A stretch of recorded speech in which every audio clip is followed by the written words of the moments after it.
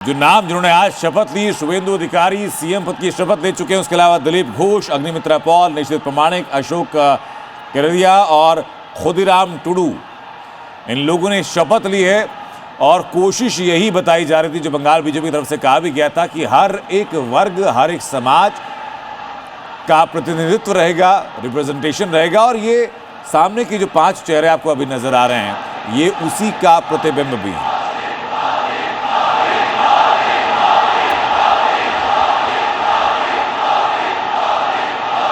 बार जनसमूह है brigade ground में, लगभग 1.5 लाख के आसपास लोग पहुंचे हैं वहां पर। और माखनलाल सरकार से जाते हुए बार फिर मुलाकात करते हुए प्रधानमंत्री नरेंद्र मोदी जब मंच पर आए, तो पहले माखनलाल सरकार का उन्होंने शॉल उड़ाकर के स्वागत किया, उनके पैर छुए और ये साफ मैसेज दिया कि पार्टी के अंदर कार्यकर्ताओं का जो रोल है, कार्यकर्ताओं की जो जगह है, उनका जो स्थान है, वो कितना ऊपर है। और ये अब सामने मिथुन दा 2021 के चुनाव के दौरान में सबसे ज़्यादा चर्चित चेहरों में कोई रहा था, मिथुन चक्रवर्ती रहे थे, जिस दौरान वो बीजेपी में शामिल हुए। और उसके बाद से कैंपेनिंग का जो उनका अपना तरीका रहा है।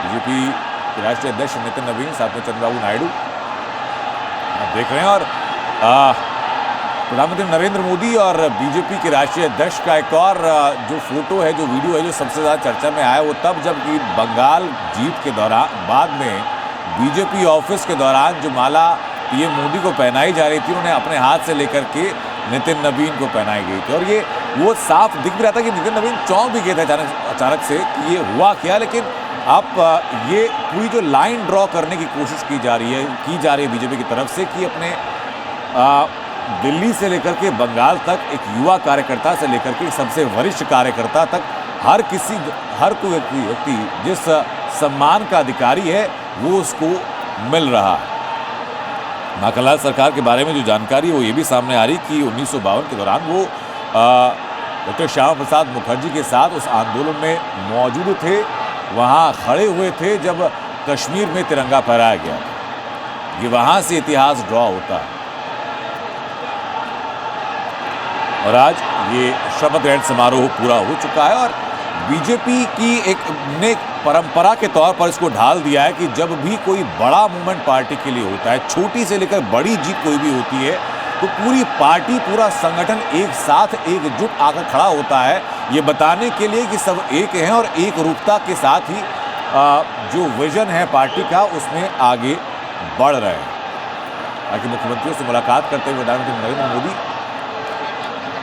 और शुभेंदु अधिकारी के तौर पर पश्चिम बंगाल के अंदर बीजेपी का एक नया चैप्टर शुरू हो चुका है। सबकी निगाहें होंगी गवर्नेंस, स्टाइल ऑफ गवर्नेंस को लेकर के, क्योंकि पुरानी सरकार के ऊपर लगातार ये आरोप रहे, ये लांछन रहे, भ्रष्टाचार को लेकर के, तोलाबाजी को लेकर के, केंद्र की योजनाओं को राज्य तक ना पहुंचे जाने को लेकर के। वाकया सामने आया भी था जब किसानों की लिस्टिंग मानी गई थी किसान सम्मान निधि के लिए, लेकिन 2021 तक वो लिस्ट ममता सरकार की तरफ से केंद्र सरकार को दी नहीं गई। और जब दी गई तो फिर 2 साल के एरियर के साथ प्रधानमंत्री केंद्र सरकार की तरफ से उनको वो पैसा वापस दिया गया। लेकिन इन तस्वीरों के मायने क्या है, अभिजीत मैं शुरुआत में आप ही से करूंगा कि जो 5 नाम हम लोगों ने देखे, दिलीप घोष, अग्निमित्रा पॉल, निशित प्रमाणिक, अशोक केरदिया और खुदीराम टुडू, ये आप मान रहे हैं कि हर एक सेगमेंट का रिप्रेजेंटेशन करने की कोशिश की गई सरकार में? बिल्कुल 100%। इसमें देखिए खुदीराम टुडू जो हैं वो सांथाली हैं। और आपको याद होगा जो इलेक्शन से पहले वो कंट्रोवर्सी जो हुआ था राष्ट्रपति जी को लेके, जब वो सांथाल कॉन्फ्रेंस खोल रही थी और उनका अपमान किया गया, परमिशन नहीं दिया गया वगैरह वगैरह। तो ये एक किस्म से वो सांथाली जो एसटी कम्युनिटी है पूरे बंगाल में, उसका रिप्रेजेंटेशन दिया जा रहा है, नंबर 1। और उन्होंने शपथ भी बंगाली में नहीं ली थी, उन्होंने सांथाली में ली थी। दूसरी बात, जो निशित प्रमाणिक हैं वो कूच बिहार से हैं। कूच बिहार वो बंगाल का पार्ट है जो असम से बॉर्डरिंग है, तो उधर का बहुत हमेशा से एक कंप्लेंट रहा है कि हमको हमेशा इग्नोर किया गया है, तो उनको भी रिप्रेजेंटेशन दिया गया है।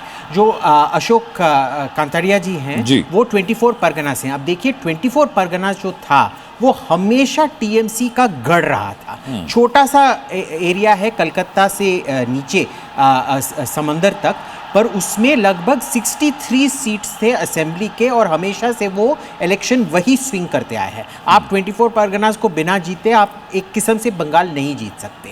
तो ये उनका रिप्रेजेंटेशन है। तो हर चीज में अगर आप देखेंगे एक रीजनल रिप्रेजेंटेशन दिया गया है, एक सामुदायिक रिप्रेजेंटेशन दिया गया है, end of course Agnimitra Paul जो है वो पाल, सॉरी नॉट पॉल, वो लिखते हैं पॉल बट इट्स एक्चुअली पाल, वो महिला रिप्रेजेंटेटिव है। तो अभी तक बस ये मंत्री बने हैं। मैं तो एक्सपेक्ट करूंगा अगले 2-4 दिनों में, मे बी एक हफ्ते में ये कैबिनेट का एक्सपेंशन होगा, क्योंकि इतने छोटे कैबिनेट से अभी तो बंगाल बहुत बड़ा स्टेट है, चलाया नहीं जा सकता। बीजेपी से विजय शर्मा भी हमारे साथ जुड़ चुके हैं। सर,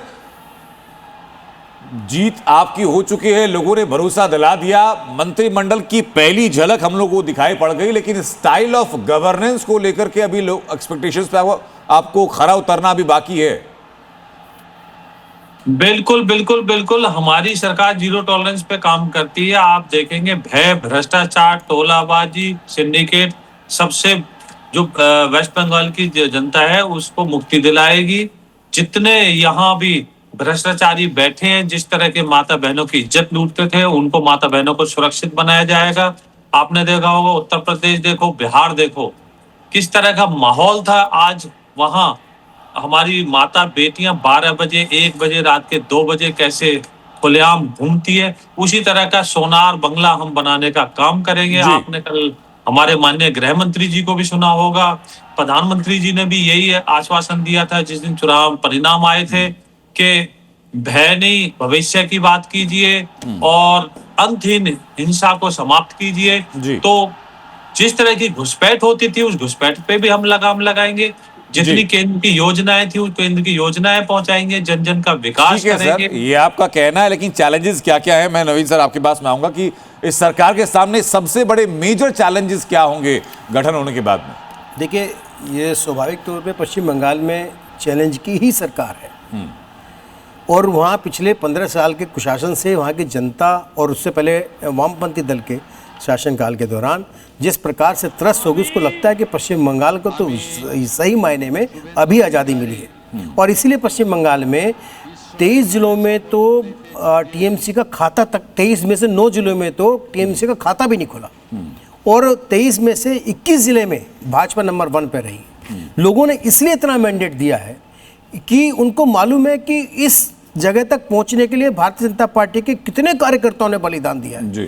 321 भारतीय जनता पार्टी के वरिष्ठ पदाधिकारियों का बलिदान तो सब आज के दिन नमन कर रहे हैं, जिनके कारण भाजपा यहां तक पहुंची है। तो वहां महिलाएं सुरक्षित नहीं है, वहां रोजगार नहीं है, वहां शिक्षा का स्तर गिर गया, वहां छात्र पलायन करते हैं, छात्राएं पलायन करती है, वहां से एमएसएमई बंद हो गई है। पश्चिम बंगाल एक तरह से खोखला हो गया। कभी वो पश्चिम बंगाल एक बड़ी विरासत के लिए जाना जाता था।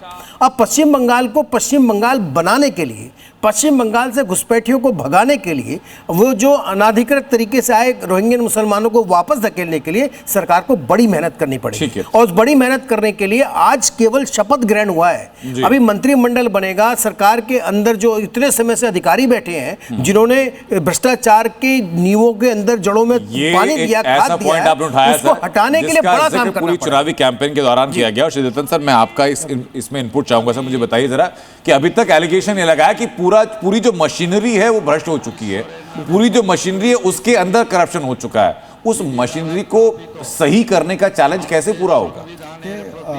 आपने देखा है वो इसमें लोगों ने बढ़ चढ़ा के बोला था कि हमें एक सिक्योरिटी चाहिए, हमें जॉब्स चाहिए, और एक है वहाँ पर जो जितना आप देखिए वहाँ पर वो सालों से, कितना डेकेड से, शतकों से वहाँ पर जो ब्यूरोक्रेसी वेल एंट्रेंस्ड है उसके खिलाफ उसको हटाना, क्लीन अप करना एक बड़ा चैलेंज है इन गवर्नमेंट के लिए।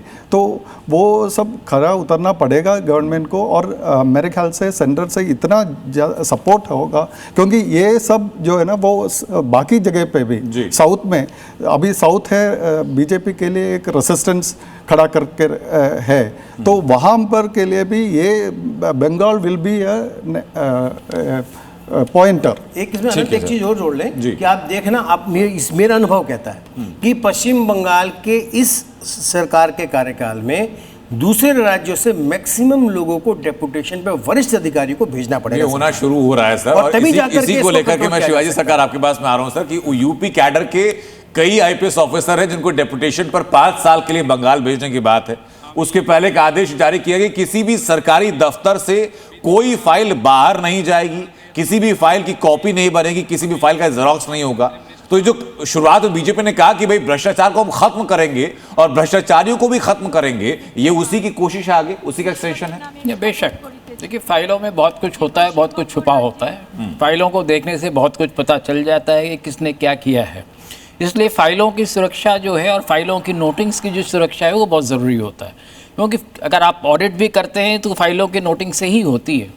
तो वो सारी चीज़ें जो हैं वो बहुत अहम है, और मैं समझता हूँ कि इन चीज़ों का जैसे जैसे खुलासा होता जाएगा, मैं समझता हूँ कि अब अखबारों की सुर्खियों में और टेलीविज़न की सुर्खियों में बहुत सारी खबरें आगे आती रहेंगी। और दूसरी एक चीज़ है, देखिए बंगाल में उत्तर प्रदेश से जिस तरह से अफसर जा रहे हैं कि उत्तर प्रदेश के अफसरों की एक नॉर्मली एक साख रही है, और नॉर्मली किसी सरकार के होते हुए भी, सरकार के लिए काम करते हुए भी वो कहीं भी दागदार नहीं हुए हैं, ऐसा सामान्य रूप से उत्तर प्रदेश के लोगों को देखा जाता है। और उत्तर प्रदेश के लोगों को इसीलिए चुन के वहाँ भेजा जा रहा है कि वहाँ के जो एडमिनिस्ट्रेशन के अंदर के जो प्रॉब्लम्स हैं उसको सॉल्व किया जा सके। देखिए सबसे बड़ी चीज़ होती है एडमिनिस्ट्रेशन में जो होता है, जो ऑफिसर होता है ही इज द लीडर। तो लीडर की तरह जो वो काम करता है, सबको साथ लेते हुए, किसी को अगर पनिश भी करना होता है उसको भी कायदे से करना होता है। ऐसा नहीं मैं आपकी बात सुनूं सर, मेरे सहयोगी प्रत्युष लगातार हमारे साथ बने हैं। प्रत्युष, पहले तो शुभकामनाएं आपको भी कि आपकी पूरी कवरेज की सीक्वेंसिंग पूरी हो गई है। इलेक्शन कैंपेनिंग की आपकी कवरेज शुरू हुई थी और अब सरकार की शपथ ग्रहण समारोह की कवरेज तक आप पहुंच चुके हैं, लेकिन आपके साथ जो लोग मौजूद हैं उनके जहन में क्या है इस नई सरकार को लेकर के? मैं चाह रहा था कि मैं जरा महिलाओं से बात करूं। अभी जब शपथ ग्रहण चल रहा था तभी मैंने कुछ महिलाओं से बात की थी। ये महिलाओं की क्या एक्सपेक्टेशन है? अब तो नई सरकार बन गई, शुभेंदु अधिकारी अब चीफ मिनिस्टर बन गए, महिलाएं क्या चाह रही हैं शुभेंदु दा से? महिला बस महिला की सेफ्टी चाह रही है और एजुकेशन की ज़रा थोड़ी आप क्या करते हो?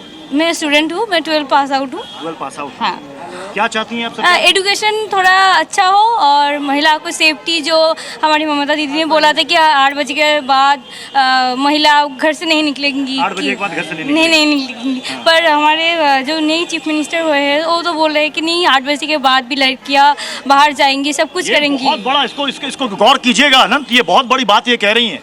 ये 12 पास हैं, ये कह रही हैं कि जो पिछली सरकार में मुख्यमंत्री ने कहा था कि 8 बजे के बाद क्या जरूरत है निकलने की, ये कह रही हैं नए मुख्यमंत्री से हम ये उम्मीद करते हैं, जो उन्होंने कहा है, बेफिक्र होकर लड़कियां महिलाएं कभी भी निकल सकती हैं। আমরা চাই সারা রাস্তাতেই ঘুরে বেড়াতে চাই, যেন কোনো ক্ষতি না হয়, না কোনো ভয় যেন না পাই, আমরা যেন স্বাধীনভাবে ঘুরে বেড়াতে পারি যখন খুশি, সে রাত দিন যখন খুশি। अच्छा, ये कुछ और महिलाएं भी यहाँ जुड़ गई हैं। इधर आइए, इधर आइए। বাংলায় বলো না, ভালো नहीं, हिंदी बोलिए, आपको हिंदी तो আমি বাংলায় বলবো। अच्छा बोलिए बोलिए बोलिए, ऐसा बोलिए कि समझ में आए सभी को। হ্যাঁ, তো हिंदी बांग्ला मिला के। না, হিন্দি বাংলা মিলা কেন?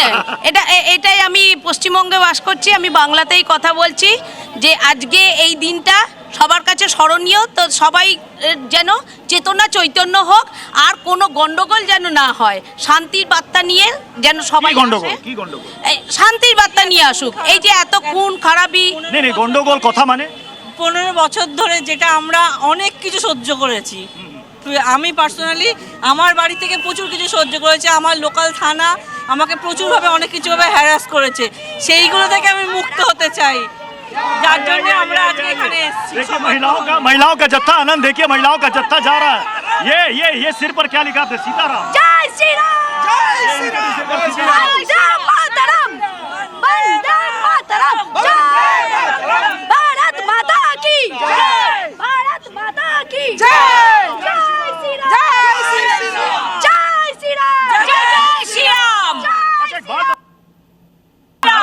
मैं जरा नारे पर ही सवाल करता हूँ, एक सेकंड। आप लोग यहीं से? मैं कोलकाता से ही। आप कोलकाता से। जरा मुझे बताइए कि ये जो बार बार ये कहा जाता था कि जय श्री राम के नारे पर कुछ नेता चिढ़ जाते हैं, बीजेपी ये भी कहती थी कि ममता बनर्जी चिढ़ जाती है, ऐसा ये अभी मैं जिससे मिल रहा हूँ आज तक मैं नहीं जानती हूँ ममता बनर्जी हिंदू होके क्यों राम नाम से क्यों चलता था। इसलिए आज वो था हम लोगों का चाकर था क्यों, लेकिन वो इतना जय श्री राम, जय श्री राम, जय श्री राम, मैं जानना चाहता हूँ वाकई में ऐसा था। ममता दीदी तो कहती है मैं माँ दुर्गा के पंडाल में जाती थी, पूजा करती थी, काली माँ दुर्गा। अभय माँ के बोला था, अभय माँ को बोला था कि आप सोचना कि उसको फीवर हुआ था, एक दर्शन हुआ था, उसके माँ को बोल रहा था फीवर हुआ था। कैसे बोल सकता है एक नारी, कैसे बोल सकता है? क्यों लाख टाका से कोई अपना बेटी नहीं आ सकती? रेप की कीमत 10 लाख, वो तो एक नारी है, कैसे कह सकते हैं रेप की कीमत 10 लाख के हाथ में है सब कुछ। মমতা দি তো বলেছিলেন যে খেলা হবে, তো আমরা তো দেখলাম খেলা হয়েছে, তো ছেলে নিয়ে লাস্টে খেলা তো হলো, ছেলে নিয়ে খেলা হলো কেন?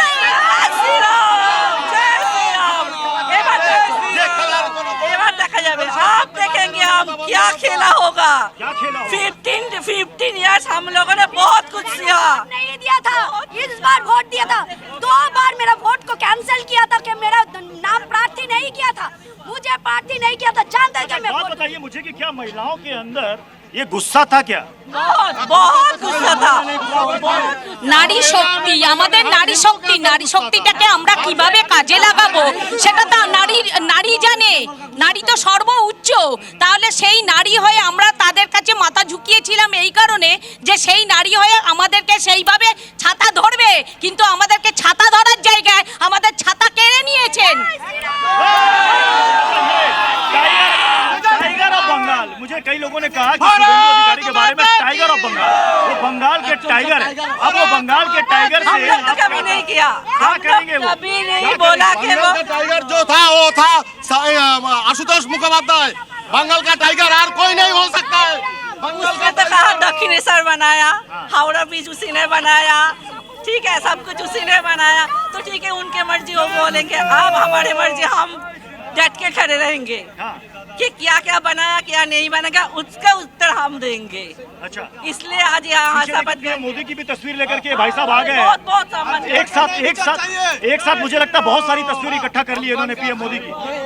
ये बताइए आज ये अंदर से आ रहा है, ये अंदर से आ रहा है, दिल से, बिल्कुल दिल से, ठीक है।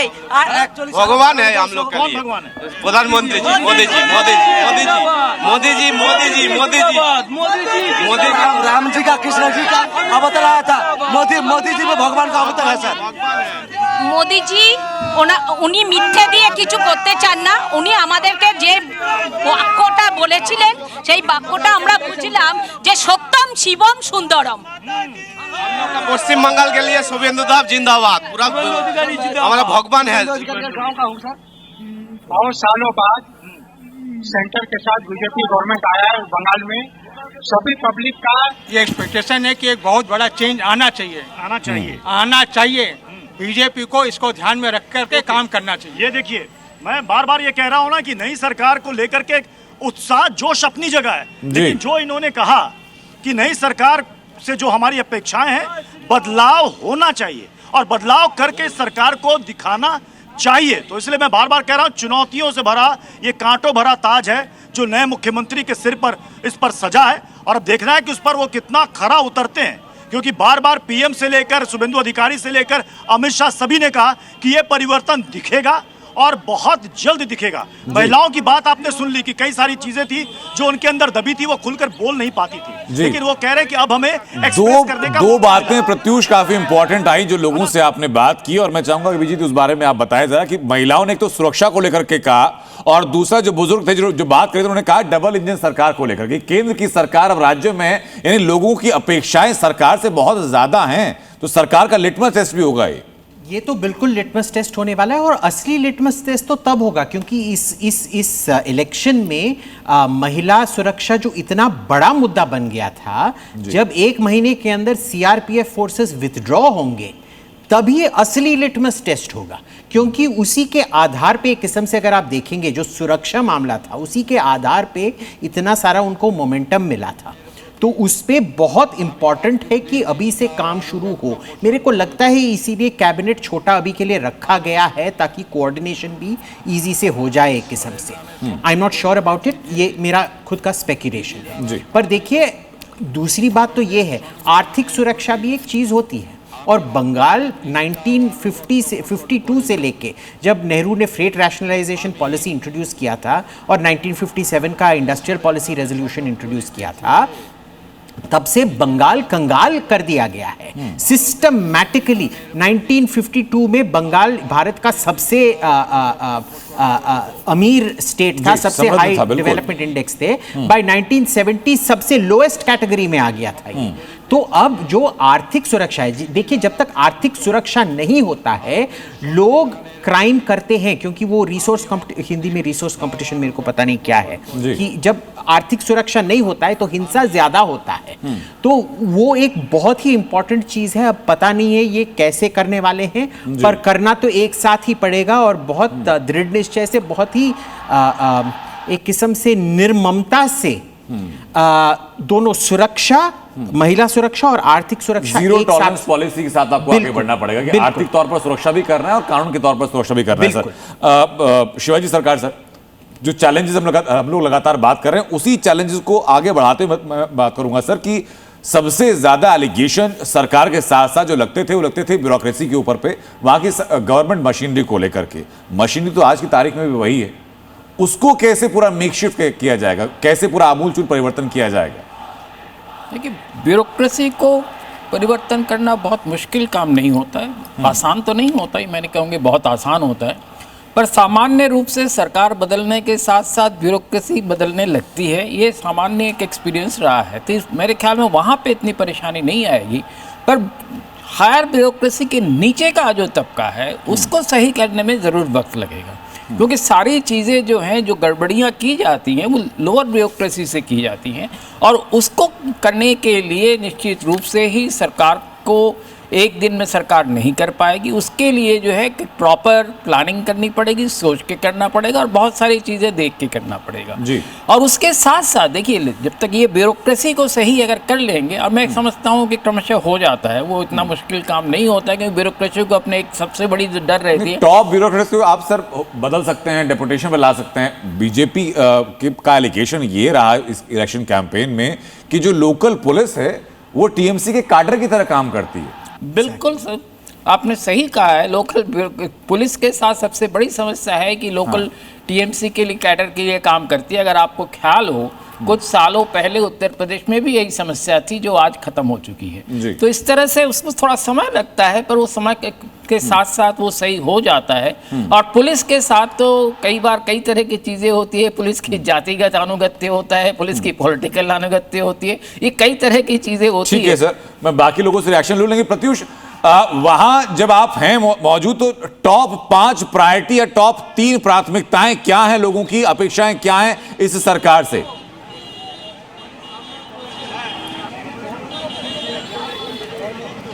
देखिए, सबसे पहले टॉप प्रायोरिटी में है लॉ एंड ऑर्डर जी, women safety, employment, economic growth, education और हेल्थ।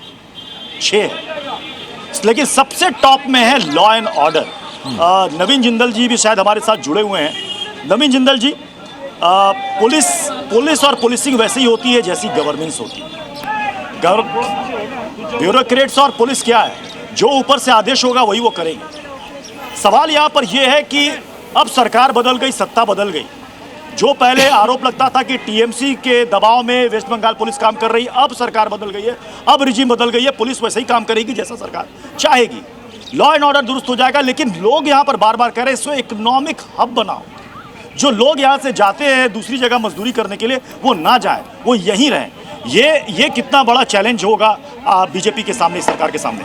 नवीन जिंदल। प्रत्युष भाई, मैं समझता ये हूँ कि देखिए, पिछले 30-35 वर्षों के भीतर जो वामपंथी दल का शासनकाल रहा या फिर टीएमसी का शासनकाल रहा, उस दौरान जो अपॉइंटमेंट्स हुए हैं, उसके अंदर उसकी भी जांच ये सरकार कराएगी। क्योंकि जिस प्रकार से बाहर से घुसपैठ हुई लोगों को अपना बनाने के लिए उनको लोकल बॉडी के अंदर घुसाया गया और जिसके कारण उन्होंने नए आने वाले घुसपैठियों की मदद करी, उन अधिकारियों की भी जांच होनी आवश्यक है। दूसरी बात, ये कोई पश्चिम बंगाल की जनता किसी को 5 साल के लिए शासन नहीं देती है, अब तक का इतिहास है। 15-20 साल के लिए देती है और वो इसलिए देती है कि वो देखती है कि पिछले आकलन करती है कि 5 साल 10 साल में उसने किस प्रकार का काम किया है। पिछले 15 सालों में पश्चिम बंगाल के अंदर रोजगार खत्म हो गए, 3 मिलियन रोजगार खत्म हुए, ये पश्चिम बंगाल का सरकारी आंकड़ा कहता है। 18,460 एमएसएमई बंद हो गई, ये सरकारी आंकड़ा कहता है, पश्चिम बंगाल का, किसी और ने नहीं कहा है। महिला सुरक्षा कानून व्यवस्था तो सबने देखी, इसके बारे में जिक्र नहीं कर रहा हूँ किस प्रकार से वहाँ पे अत्याचार होता था। इस सरकार के पास चुनौतियाँ ही चुनौतियाँ हैं।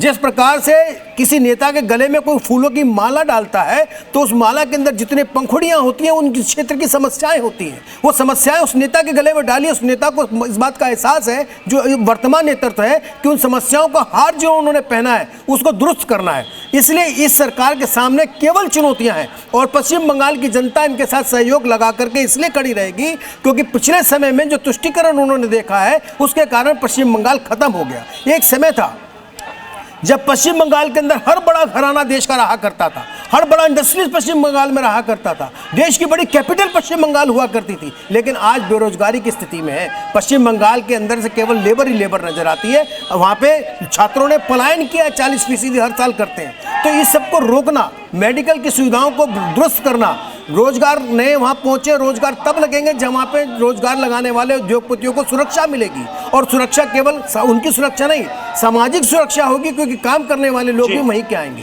तो मुझे लगता है ये कि इसके अंदर समय जरूर लगेगा, लेकिन तुरंत एकदम कुछ हो जाए ठीक, ये संभव नहीं है। लेकिन हाँ, समय लगेगा। ये सरकार जो शुभेंदु अधिकारी के नेतृत्व में बनी है, मोदी जी की गाइडेंस में है, ये इसको अभी समय लगेगा, अभी समय लगेगा। जनता भी देखेगी कितना समय लगेगा। मैं जरा तस्वीर दिखाता हूँ, ये देखिए जी। अब वहां से बिल्कुल प्रत्युष तस्वीरें यहाँ पे दिखा रहे हैं। एक तस्वीर जरा हम लोग यहाँ से स्टूडियो से दिखा दें। प्रधानमंत्री नरेंद्र मोदी वहां मौजूद लोगों का अभिवादन स्वीकार करते हुए और फिर घुटने रख करके, मस्तक नीचे रख के उनका अभिवादन स्वीकार करते हुए उनको धन्यवाद, उनके प्रति कृतज्ञता भी बताते हुए कि बीजेपी ने जो कहा लोगों ने उसका समर्थन किया, लोगों ने उन वायदों पर विश्वास किया और अब वही विश्वास सामने दिखाई पड़ा कि आज बीजेपी मुकाम पर पहुंची कि आज राज्य के अंदर अपना पहला मुख्यमंत्री देख रही है। पहले मंत्रिमंडल के बारे में आज बातें हो रही हैं और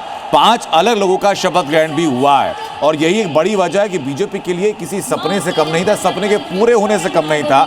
आप नारा याद कीजिए कि बीजेपी ने एक दौर में नारा दिया था कि जहां हुए बलिदान मुखर्जी वो कश्मीर हमारा है, और अब बीजेपी ने नारा दिया था इस चुनाव के दौरान में कि जहां पैदा हुए मुखर्जी वो बंगाल हमारा है।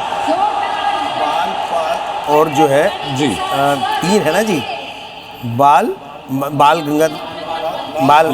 पाल, हाँ, उन तीनों का लाल बहादुर शास्त्री, बाल गंगाधर तिलक और विपिन चंद्र पाल। तो जो उनका सबका एक सपना था ना जी, लाला लाजपत राय जी, उनका वो पूरा होने जा रहा है। देखो जी, कमल खिला है। हाँ। और कमल तो लक्ष्मी की सवारी है। आप समझते हो जो पश्चिम बंगाल से चला गया था वापस आया, लक्ष्मी का भी है। हाँ, तो माँ लक्ष्मी का वो देखिए,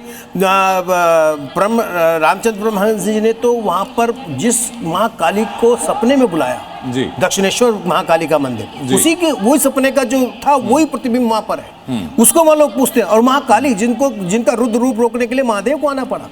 तो वहाँ इतनी तपोभूमि है जिसका इतने साल जो सनातनी की पहचान है उसको मिटाने का जो काम हुआ था, आज उसको दोबारा से पुनः स्थापित करने का काम मेरे साथ प्रत्युष मुझे वापस फ्रेम में दिखाई पड़ रहे हैं। प्रत्युष मुझे बताइए कि लोगों के जोश की तपिश वहां ज्यादा है या माहौल में धूप की तपिश ज्यादा महसूस कर रहे हैं आप?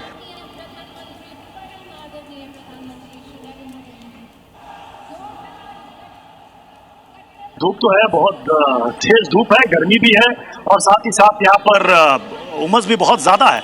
लेकिन जो कार्यकर्ताओं का यहाँ पर जोश है, जो कि लेफ्ट के शासन में बंगाल लाल दिखता था, यानी कि लाल फटका, लाल गमछा, अब आप देखिएगा सिर पर भी भगवा, गले में भी भगवा, कपड़े भी जो लोग पहन रहे हैं वो देखिए भगवा। मतलब ये जो परिवर्तन है ना बंगाल की सड़कों पर, आप बहुत ही आसानी से आज देख पाएंगे। जो मतलब कहते हैं ना कि कोई भी इंसान किसी दूसरी जगह से स्टेट पे घूम करके आएगा, वो देखेगा कि बंगाल में ये कलर कॉम्बिनेशन बड़ा जबरदस्त चेंज हुआ है। ये देखिए, वो टी शर्ट भी आज ये भाई साहब ने पहन रखी है, ये भगवा कलर की। मैंने कई महिलाओं से भी पूछा, उन्होंने कहा नहीं, आज स्पेशली हमने वो भगवा कलर की साड़ी हमने पहनी है। तो मतलब एक तरीके से आज लोगों ने ड्रेस कोड बना रखा था। जितने भी लोग आए थे ज़्यादातर 80 to 90% भगवा कलर में ही नजर आ रहे थे, नहीं था तो एक गमछाई डाल लिया था।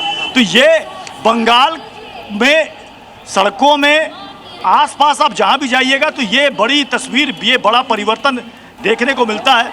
लेकिन अब अभिजीत सर, कई महिलाओं से मेरी यहाँ पर बात हुई, उनका कहना था कि जो वादा संकल्प पत्र में किया गया है 3000 महिलाओं को देने का, हम चाहते हैं कि सरकार सबसे पहले कैबिनेट में उसको पास करे और हमें वो मिलना शुरू हो जाए। तो ये इसे मुझे लगता है कि सरकार, आपको लग रहा है कि पहली कैबिनेट में कुछ हो पाएगा इस पर?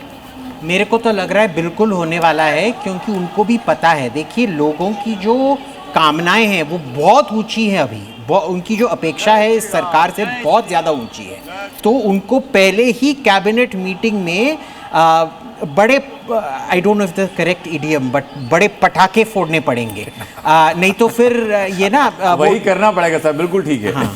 जी, तो वो बड़े पटाखे में ये, और क्योंकि महिलाओं के बारे में इस इलेक्शन में अगर देखेंगे 3 मुद्दे थे, ममता, मुसलमान, महिला। और जो महिला का मुद्दा है, जैसे मैंने बोला, आर्थिक सुरक्षा और फिजिकल सुरक्षा के बारे में है, तो ये तो बिल्कुल ही अनिवार्य है कि वो ये पर्टिकुलर लेजिस्लेशन जो है इसको पास कर दे।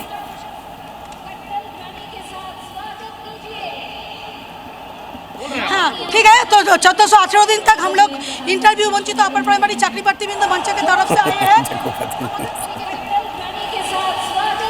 प्रत्युष, ये आपकी बांग्ला भाषा का आज टेस्ट भी है। चुनावी कैंपेन को कवर करते हुए, सर्वे करते हुए आपने खूब बांग्ला सीखी है वहाँ पर, तो आज उसका भी टेस्ट है वहाँ पर। लेकिन ये तस्वीर अपने आप में बहुत अद्भुत है, जिस तस्वीर को हम लगातार दिखा रहे हैं। प्रधानमंत्री नरेंद्र मोदी का जनता को उनके समर्थन, उनके विश्वास के लिए दंडवत प्रणाम करना, एक राजनेता के तौर पर भी, एक नेता के तौर पर भी, एक लोगों के सेवक के तौर पर, जो कहते हैं वो खुद को भी प्रधान सेवक हूं, उस तौर पर भी लोगों के साथ भावनात्मक जुड़ाव और ज़्यादा मजबूत होता है। अब कुछ लोग इसको सिंबोलिज्म कह सकते हैं, कुछ लोग, अलग अलग लोगों की अलग अलग परिभाषाएं इसमें हो सकते हैं, लेकिन यथार्थ यही है, सही तस्वीर यही है। शिवाजी सर, मैं आपका रिएक्शन जानना चाहूँगा इस तस्वीर को लेकर कि क्या ऐसा सिंबोलिज्म या लोगों के समर्थन, उनके विश्वास को प्राप्त करने के बाद उनको इस तरीके से धन्यवाद देना लोगों के बीच में जुड़ाव को और मजबूत करता है, एक पार्टी के तौर पर, एक नेता के तौर पर? बेशक करता है। आपको शायद ख्याल हो, जब प्रधानमंत्री पहली बार संसद गए थे जी, संसद के सीढ़ियों को प्रणाम करने के बाद ही संसद के अंदर गए थे, और वो उसका जो मैसेज गया था बहुत स्ट्रांग गया था। तो इस तरह के जो चीज़ें होती हैं, देखिए आप कह सकते हैं सिंबॉलिक है, कुछ है, पर लोगों को बहुत अच्छा लगता है। लोग समझते हैं कि हमारा जो नेता है वो हमें सम्मान दे रहा है, देश को सम्मान दे रहा है, प्रदेश को सम्मान दे रहा है। तो ये आप कह सकते हैं ये कनेक्ट होने का एक तरीका है, और जनता से जब आदमी कनेक्ट होता है तभी सरकार जो सफल होती है। इसीलिए मैं समझता हूँ, अभी जो अभिजीत जी कह रहे थे, जो कुछ निर्णय लिए जाएंगे, मेरे ख्याल में आज शाम तक कैबिनेट की एक औपचारिक बैठक ज़रूर होगी, तो उसमें कुछ एक ऐसे फैसले जो है ज़रूर कल के अखबारों की सुर्खियाँ बनेंगी, जिसमें निश्चित रूप से महिलाओं के 3000 रुपये तो होने ही चाहिए जी। और प्रधानमंत्री ने जो किया है, मैं समझता हूँ ये बहुत अच्छा काम किया उन्होंने, जिस तरह से चीज़ें, नहीं तो प्रधानमंत्री वैसे भी हाथ हिला के सबका अभिवादन करते रहते हैं। बिल्कुल, पर ये जो किया सर, कोई एक्स्ट्रा एफर्ट करने की जरूरत नहीं थी, पर ये जो उन्होंने दिखाया कि बंगाल की भूमि को उन्होंने प्रणाम किया। सर कुछ कहना चाह रहे हैं सर, मैं बस अपनी बात पूरी करें, 3 चीजें जोड़ना चाहूंगा कि आज के 3 सिंबॉलिक चीजें सबसे इंपॉर्टेंट रही हैं। पहला, गुरुदेव रविन्द्रनाथ टैगोर की मूर्ति के ऊपर में जो पुष्प अर्पित किए गए, वहां से शुरुआत हुई। उसके बाद माखनलाल सरकार 98 साल के कार्यकर्ता को शॉल पहना करके और पैर छू करके उनका आशीर्वाद दिया गया। और तीसरा, जो ये तस्वीर सामने है कि दंडवत प्रणाम करते हुए लोगों को धन्यवाद व्यक्त किया। बिल्कुल, आप देखिए वहाँ पर पहले ममता दीदी का एक जो बीजेपी के खिलाफ जो ये था अटैक था, वो आउटसाइडर था जी। ये जो है ना, ये by doing this he has shown that he is very he is ready to accept the Bengali Asmita and all that. And also another thing, आपने देखा होगा वो सारा फ्रेम्स में लोग बोल रहे हैं कि हमारा राम का अवतार है. वो that kind of acceptance वो बंगाल में मिलना बहुत अच्छा ये संदेश देते हैं.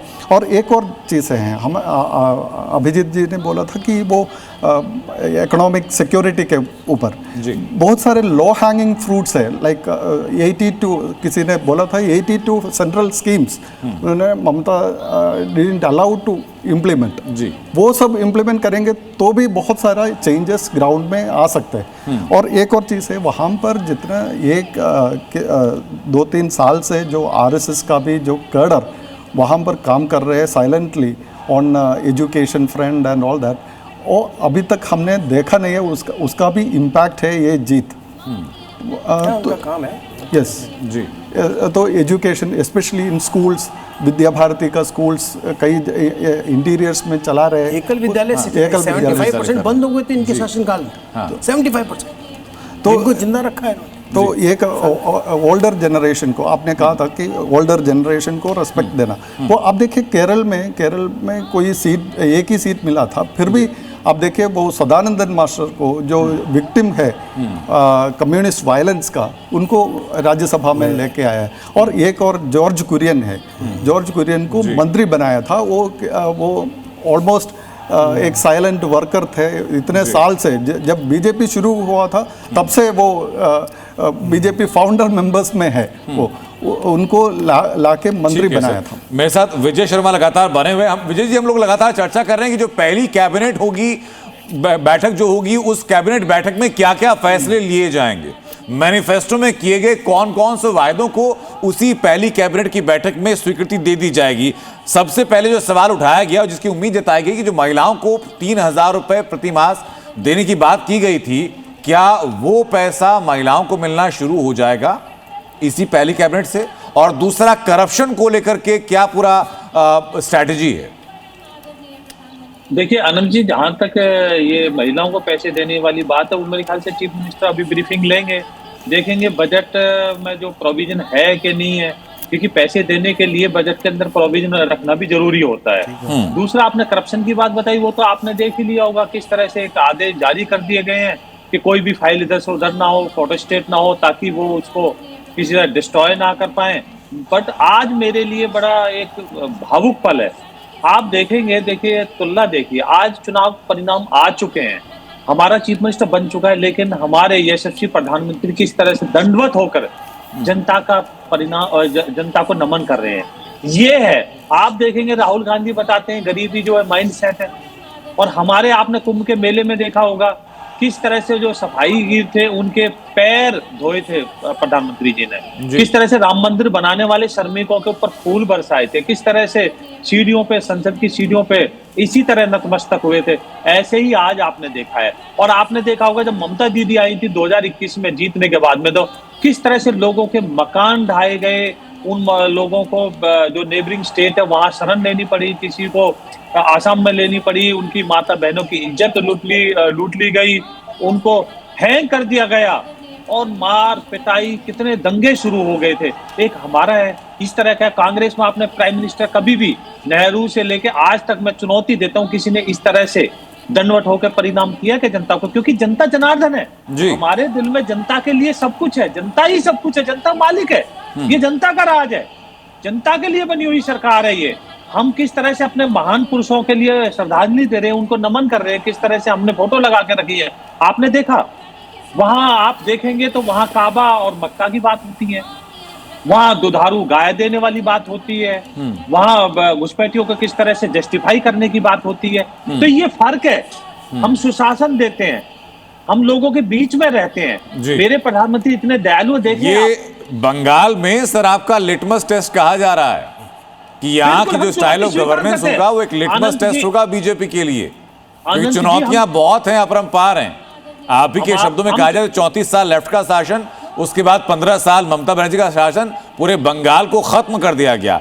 जिस खोखले बंगाल की आप बातें करते थे, उसी को रीबिल्ड करना पहला चैलेंज है. लोगों ने जो विश्वास कर दिया बीजेपी के ऊपर पे, उस विश्वास पर बने रहना पहला चैलेंज है। लेकिन शिवाजी सरकार, मैं एक बात जानना चाहूंगा सर, एक मेजर शिफ्ट जो बंगाल में पिछले कुछ दिनों के अंदर देखा वो ये है कि एक बंगाल था जहां अगर जय श्री राम का नारा किसी ने लगाया तो उनको धमकी दी गई खाल खिंचवाने की, और एक बंगाल हमने आज का देखा जहां सभाओं से लौटते हुए सैकड़ों हजारों लोग जय श्री राम के उद्घोष के साथ लौट रहे हैं। जी नहीं, ये वाकई देखिए ऐसा नहीं था कि बंगाल में जयराम बोला नहीं जाता था, पर जिस तरह से बीच में कुछ चीज़ें की गई और जो कि किसी न किसी के दबाव में बाहर से जिनके था उसके ऊपर दबाव में आके किया गया, मैं समझता हूँ बहुत अनुचित था। बंगाल का समाज जैसे उत्तर प्रदेश का समाज है उसी तरह से बहुत खुला हुआ समाज है, सभी को स्वीकार करता है, और वहाँ वैष्णव भी उतने ही हैं जितने शाक्त हैं, यानी कि विष्णु के या चैतन्य महाप्रभु के साथ वाले भी उतने ही हैं जितने महाकाली के साथ हैं। तो बंगाल में इस तरह का कोई वो नहीं है कि कौन क्या पूजा करते, एक ही घर में सारी पूजाएं होती हैं। तो बंगाल में कहीं रोक नहीं है, राम की भी पूजा होती है, कृष्ण की भी पूजा होती है, पर इस तरह से जो रोका गया और वो राजनीतिक वजह से जो किया गया, मैं समझता हूँ कि वो कहीं का भी समाज स्वीकार नहीं करता, बंगाल के समाज ने भी स्वीकार नहीं किया। और इसलिए जो है आज जो लोगों में आप उत्साह देख रहे हैं वो इसलिए नहीं है कि सिर्फ राम का नाम लेना है, वो इसलिए है कि उनके ऊपर जो एक दबाव था, जो प्रेशर था, जिस तरह का आप कह सकते हैं एक सेंसरशिप था, उससे जो उनको मुक्ति मिली है आज, इस वजह से जो है लोग खुशी जाहिर कर रहे हैं।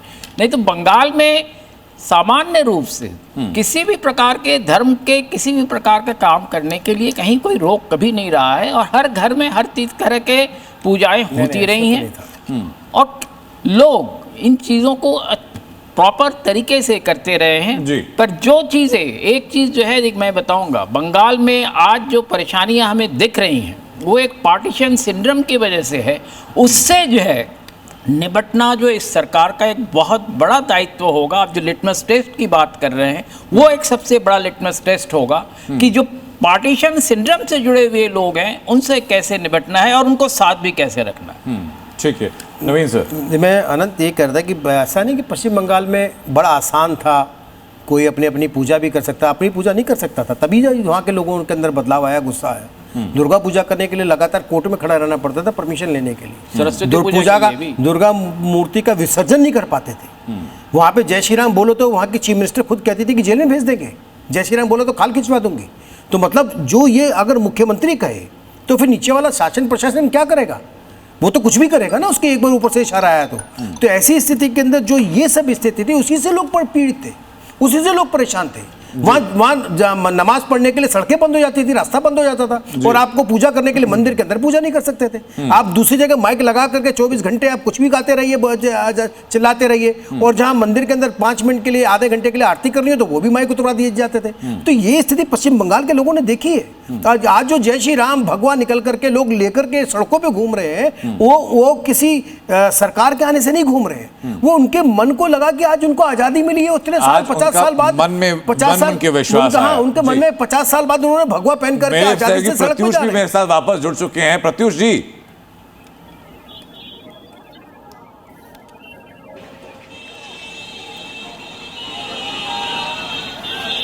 देखिए, मैं पता नहीं अभी फ्रेम मिल रहा है कि नहीं मिल रहा है, शायद मुझे लग रहा है कि सिग्नल ठीक जा रहा होगा। ये भाई साहब मुझे यहाँ पर देखें, ये बिल्कुल बंगाली पोशाक में। हाँ, तो वो तो टीएमसी कह रही थी कि ये बंगाली अस्मिता, पोशाक, खान पान सब बदल देगा बीजेपी। नहीं, वो बदलते बदलते खुद ही बदल गया। वो उसका जो भाषा है, वेशभूषा है, वो ही अलग है। वो मुखौटा एक रहता था और उसका लिबास एक रहता था। तो ओरिजिनली जो बंगाली है वो श्यामा प्रसाद मुखर्जी है, और उसी बंगाली का जो धरती है, उसी बंगाली वेशभूषा में है, उसी बीजेपी है, और उसी का जो पुराना मानो 100 साल का जो एक इतिहास था। फ्रीज हो गया, फ्रेम वापस से फ्रीज हो रहा है प्रत्युष, लेकिन लगातार हम कोशिश करते रहेंगे आपके साथ जुड़ने की, क्योंकि वहां से रंग बहुत मिल रहे हैं, लोगों की आवाजें बहुत मिल रही हैं। यहाँ पर स्टूडियो में हम लोग लगातार इक्वेशंस की, परम्यूटेशन कॉम्बिनेशंस की चर्चा जरूर कर रहे हैं, क्या हो सकता है, क्या हुआ है, लेकिन लोगों के जहन में क्या है वो आवाज प्रत्युष ही हम तक लगातार पहुंचा रहे हैं। प्रत्युष को गर्मी कम लग रही होगी जी। मैं पिछले जब चुनाव के समय में 18 दिन वहां था, हाँ। तब तपिश इतनी थी कि पूछो नहीं, मैं दिन में निकलना 10 बजे के बाद। तपिश आज भी है सर, तपिश आज है, धूप में खड़ा होना मुश्किल होता है। लीजिए प्रत्युष मेरे साथ वापस जुड़ चुके हैं। तपिश में खुशी है, खुद बता देंगे इस बात को। आज खुशी है, तपिश में कम है, इतना उत्साह है। खुशी कार्यकर्ताओं को होगी सर, हम तो वहां लोगों को भी होती है, कितने समय से इसकी कवरेज कर रहे हैं, उसका दिन अच्छा नजर आ रहा है। जी प्रत्युष। पता नहीं फ्रेम मिल रहा है कि नहीं मिल रहा है। ये देखिए, अगर तस्वीर आ रही होगी तो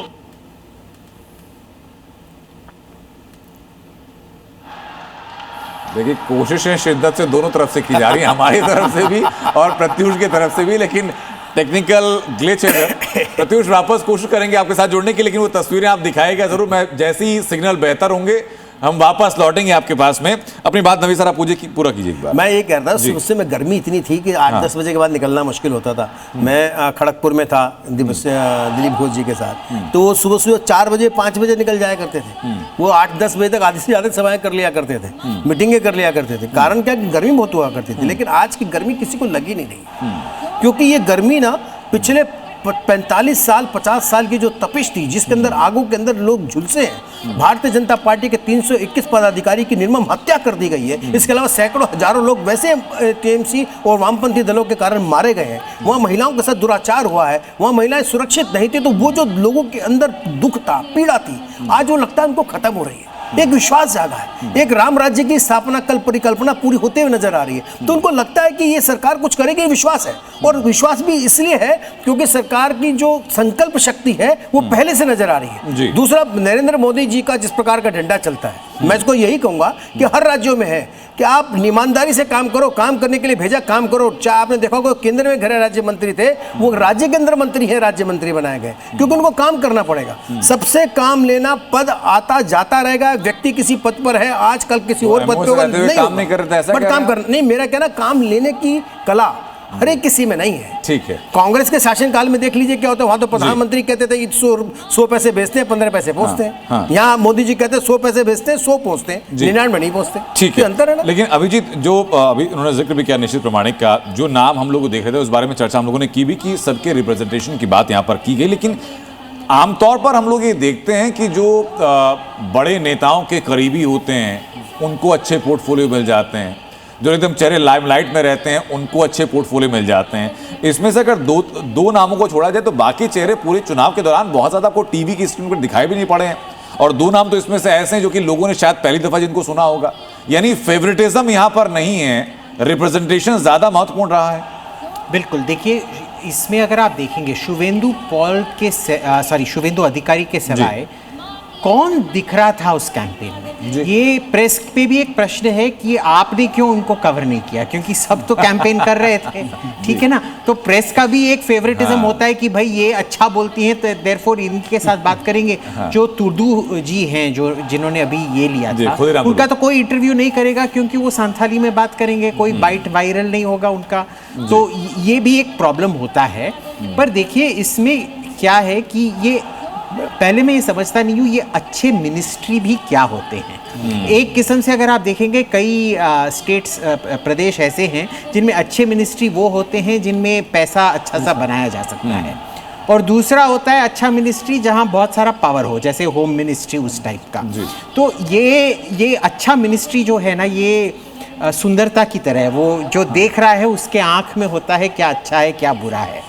तो ये हर दिशा से, प्रेस के दिशा से, पैसा बनाने की दिशा से, एक्चुअल पावर के दिशा से, ये अलग अलग चीज़ें बहुत सब्जेक्टिव। अब यहाँ पर अच्छी मिनिस्ट्री का डेफिनेशन ये है सर कि लोगों को ज़रूरतें क्या है। लोगों को इकोनॉमिक रिफॉर्म चाहिए तो इकोनॉमी अच्छी मिनिस्ट्री हुई। लोगों को अच्छा लॉ एंड ऑर्डर चाहिए तो वो एक अच्छी मिनिस्ट्री हुई। लोगों को एम्प्लॉयमेंट चाहिए तो उद्योग की मिनिस्ट्री जिसके पास जाएगी वो अच्छी मिनिस्ट्री। तात्पर्य हमारा ये था। बहुत बहुत शुक्रिया आप सभी लोगों का इस चर्चा में शामिल होने के लिए, जो तस्वीरें सामने आई उनका बेहतर पर्सपेक्टिव लोगों के सामने देने के लिए। और आज का दिन बीजेपी के लिए बेहद अहम है और साथ ही साथ लोगों के जहन में एक तारीख तो ताज़ा रहेगी, लेकिन ताज़ा रहेंगी वो 3 तस्वीरें भी। जब शुरुआत में आने के बाद प्रधानमंत्री नरेंद्र मोदी ने गुरुदेव रविन्द्रनाथ टैगोर की मूर्ति के प्रतिमा पर उनकी फोटो पर माल्यार्पण किया, पुष्प अर्पित किए। उसके बाद अपने सबसे पुराने कार्यकर्ता का शॉल उड़ाकर के उनके पैर छुए और आखिर में जनता जनार्दन को साष्टांग प्रणाम किया। ये 3 तस्वीरें आज की सबसे अहम तस्वीरें।